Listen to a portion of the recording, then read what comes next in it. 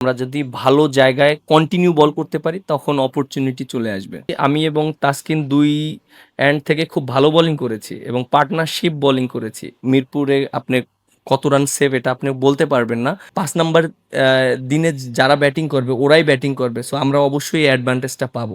না আমাদের বোলারদের একটাই প্ল্যান ছিল যে আ কিভাবে রানটা আটকানো যায় এবং রাইট এরিয়াতে কিভাবে বল করা যায়। এবং আমরা মিরপুরের সম্পর্কে আমরা জানি আমাদের আমরা এখানে যেহেতু খেলি আমাদের সেই এক্সপিরিয়েন্সটা আছে। বোলাররা খালি একটা জায়গায় বল করার চেষ্টা করেছি এবং আমাদের ওই মেসেজটাই ছিল। প্রত্যেকটা প্লেয়ারই একই মেসেজ দিয়েছে বোলারদেরকে যে আমরা যদি ভালো জায়গায় কন্টিনিউ বল করতে পারি তখন অপরচুনিটি চলে আসবে। আমরা জাস্ট ওইটাই করেছি। হ্যাঁ, নাহিদ রানা তো ভালো বোলিং করেছে।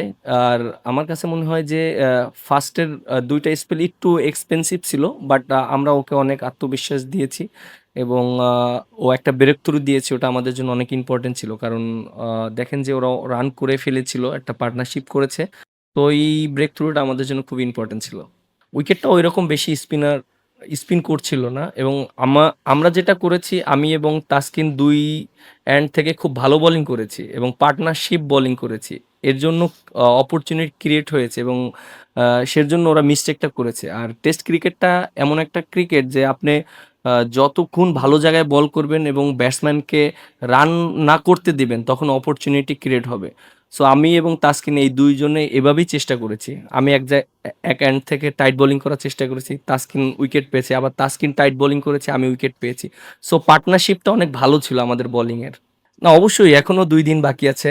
রেজাল্ট এখনো আ অবশ্যই 50-50 সিচুয়েশন এ আছে। কারণ আমরা অনেক বেশি লিড পাইনি এবং আমরা অবশ্যই রেসপনসিবিলিটি নিয়ে ব্যাটিং করতে হবে। কারণ ইউ নেভার নো মিরপুরে আপনি কত রান সেভ এটা আপনি বলতে পারবেন না।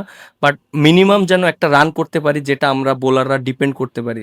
তো আমার কাছে মনে হয় যে উম প্রায় ২৯০ বা ৩০০ রান একটা ভালো স্কোর হতে পারে এই উইকেটে। কারণ ৪-৫ নাম্বার দিনে অনেক ডিফিকাল্ট হবে। বাট প্রত্যেকটা ব্যাটসম্যানের এই রেসপনসিবিলিটি নিয়ে খেলতে হবে। আমার কাছে মনে হয় যে ৩ টা দিন ভালো উইকেট ছিল এবং খুবই ভালো উইকেট। এখন স্টিল উইকেট ভালো আছে এবং আমার কাছে মনে হয় যে হ্যাঁ, আ ৪ নাম্বার ৫ নাম্বার দিনে তো একটু ডিফিকাল্ট হবেই। কারণ একটা উইকেটে কন্টিনিউ খেলা হচ্ছে, ২ ইনিংস হয়েছে। সো অটুক রেসপনসিবিলিটি নিয়ে ব্যাটসম্যানদের দায়িত্ব নিয়ে খেলতে হবে এবং আমার কাছে মনে হয় যে ৫ নাম্বার অ্যা দিনে যারা ব্যাটিং করবে ওরাই ব্যাটিং করবে। সো আমরা অবশ্যই এই অ্যাডভান্টেজটা পাবো। আমি অনেকদিন ধরে আলহামদুলিল্লাহ অনেক কনফিডেন্ট ছিলাম আমার বোলিং নিয়ে।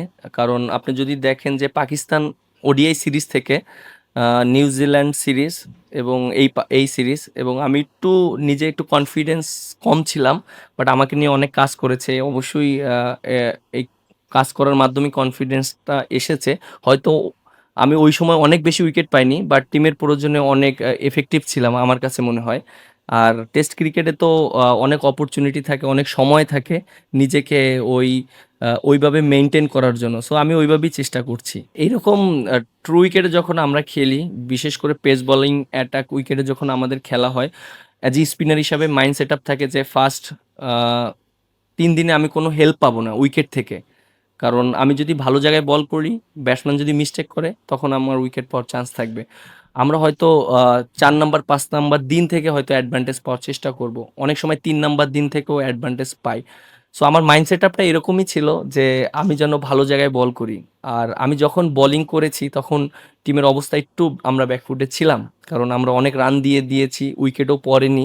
সো আমার দায়িত্বটা ঐরকমই ছিল এক এন্ড থেকে রান যেন আমি না দেই। কারণ আমিও যদি রান দিয়ে দিই তাহলে কিন্তু ওদের গেম আরো ওপেন হয়ে যাবে এবং ওরা কিন্তু হয়তো আরো ৩০-৪০ টা রান বেশি রান করত। তখন আমরা ব্যাকফুটে পড়ে যেতাম। সো অ্যাজ এ স্পিনার হিসাবে প্রত্যেকটা স্পিনারই আমি যেখানেই টেস্ট খেলি না কেন ট্রু উইকেটে তখন মাইন্ড সেটআপ এইটাই থাকে যে আমি ভালো জায়গায় বল করব এবং দিন শেষে হয়তো ২-৩ টা উইকেট যদি পেতে পারি তাহলে এটা ভালো। সেকেন্ড ইনিংসে আমি অ্যাটাকিং বোলার হিসাবে আসবো যখন উইকেটে বল টার্ন করবে। টেস্ট ক্রিকেটের এটাই সৌন্দর্য। অনেক সময় আমরা ভালো করব, অনেক সময় খারাপ করব এবং কামব্যাক করার অপরচুনিটি থাকে। দেখেন যে আমরা একটা সময় কিন্তু ব্যাটিংয়ে অনেক ভালো করছিলাম। আবার আমাদের উইকেট পড়ে গিয়েছে এবং ওরা কিন্তু দেখেন যে ফার্স্ট আ আ 200 রান করেছে, ১ উইকেট পড়েছে। দেন তারপরে কিন্তু আবার 25 রানের ভিতর ৪ উইকেট পড়ে গিয়েছে। আবার পার্টনারশিপ করেছে। টেস্ট ক্রিকেটে এরকমই সিনারিও আসবে। এবং যারা জিনিসটাকে বেশি মিস্টেকটা কম করবে, মানে যারা মিস্টেকটা কম করবে তারাই এগিয়ে থাকবে। আমার কাছে মনে হয় যে আমাদের কিছু জায়গায় মিস্টেক ছিল বাট আমরা ওইটা মেন্টালি খুব হ্যান্ডেল করেছি।